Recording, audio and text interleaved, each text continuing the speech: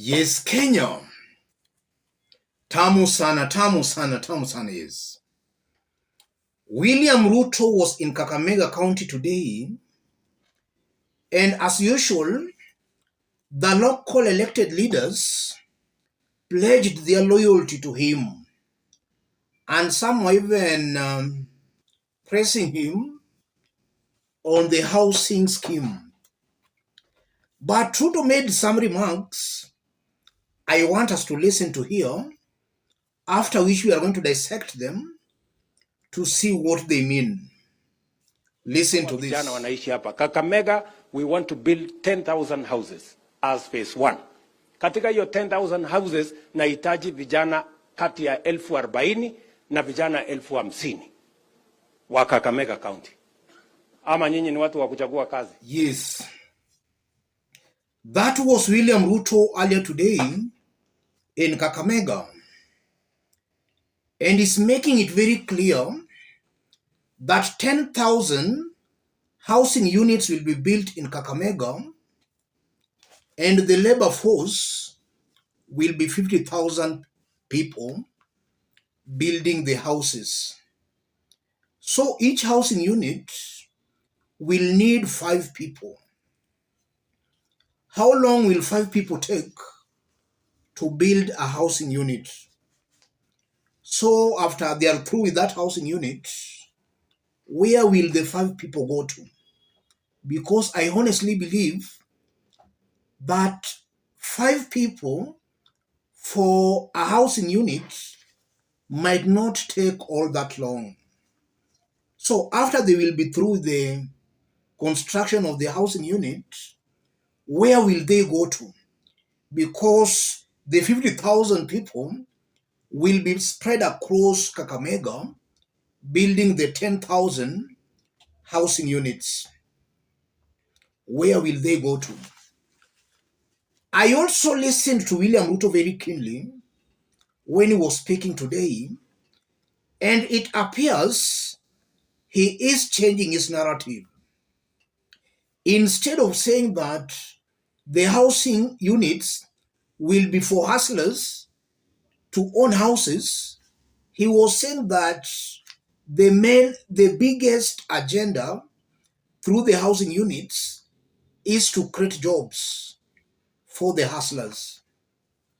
So in a nutshell, Ruto has just changed his story from hustlers owning houses to now those housing units creating jobs. I still don't understand why Kenyans are still entertaining a lying president. Just some few weeks ago, William Ruto was going around the country cheating Kenyans that through the 3% housing levy, now 1.5%, the hustlers were to own houses. And he was pitting the salaried Kenyans against the unsalaried Kenyans, where he was saying that the salaried Kenyans walikuwa na wivu because now the unsalaried Kenyans will own houses. Just some few weeks ago, he was going around the country spreading that narrative.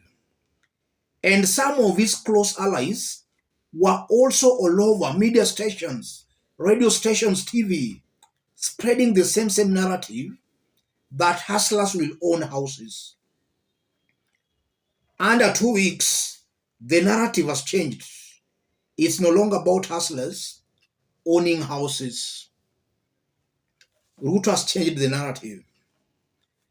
Let me say this. As long as Kenyans will not open their eyes, William Ruto will continue taking Kenyans in circles. He will continue taking Kenyans in circles. When Ruto was campaigning for the presidency, he made so many promises, which up to now, right now when I'm talking, he has not fulfilled on any single promise. And right now, he is giving Kenyans new promises. Kenyans should reject the new promises because they'll never be fulfilled. Kenyans should demand of William Ruto to fulfill the promises he made during the campaigns. If he can't fulfill those ones, then he should not be telling Kenyans of new promises. Because if the ones he made during the campaigns, he has not kept or fulfilled, even these ones, he'll not fulfill. Ruto is trying to be cheeky here in that he wants to give Kenyans hope. He wants Kenyans to forget about the old promises so that they can still have hopes in him, waiting for something that will never be kept or being fulfilled. Ruto is a politician who seems to be living in the future.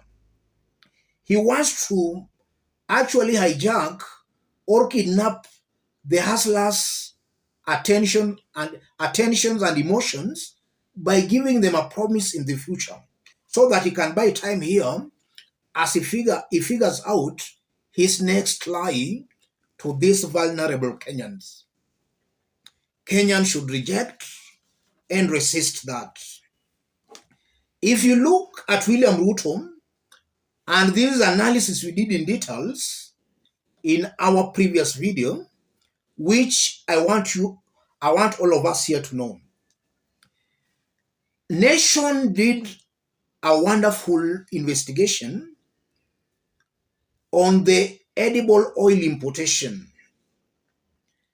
And William Ruto's first cabinet meeting, they did approve of the edible oil importation.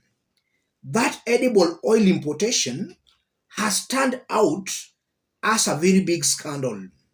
So far, Kenyans have lost about 10 billion to that edible oil scandal. And it was well executed. William Ruto first removed some edible oil brands, and he created shortage as a result of that. Upon creating the shortage, the government announced that now edible oil into the country will be imported tax-free. Rogue elements in government took that opportunity, enriching themselves at the expense of the government. All those just confirms one thing.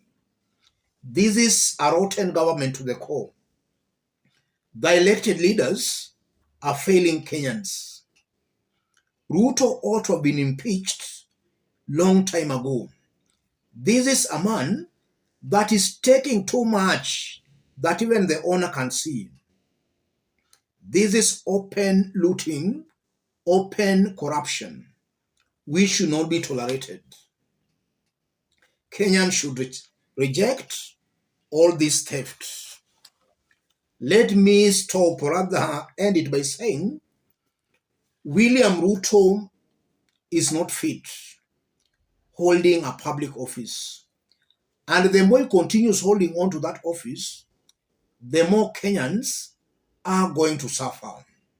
This is a president who has no problem lying. He sees nothing wrong in lying to Kenyans.